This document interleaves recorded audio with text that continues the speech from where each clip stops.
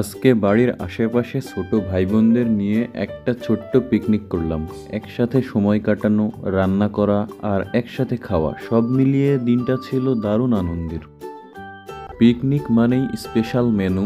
আজকের মেনু ছিল খিচুড়ি, মুরগির মাংস আর একটি করে সিদ্ধ ডিম, যা সবার মুখে হাসি ফুটিয়ে দেওয়ার মতো একটা কম্বিনেশন।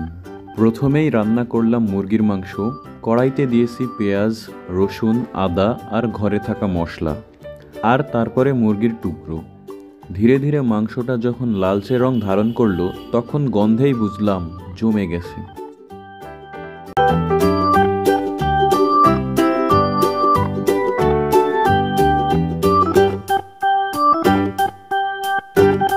ছোটরা সবাই বসে আমার রান্না করা দেখছিল।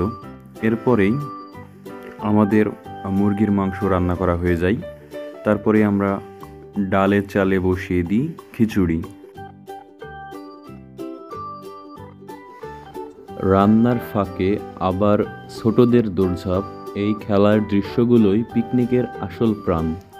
একটা ডালে বসে থাকা পাখির মতো ওদের সারল্য, ওদের হাসি আমাদের সবচেয়ে বড় প্রাপ্তি।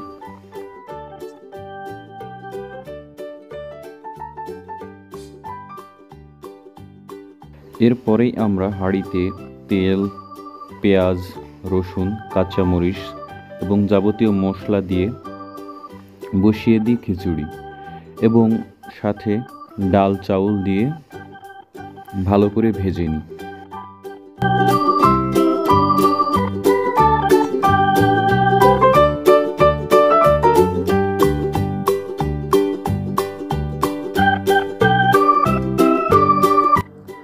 তো বাচ্চারা আবার একত্রে খেলাধুলা শুরু করে, যা দেখতে অনেক সুন্দর লাগছিল।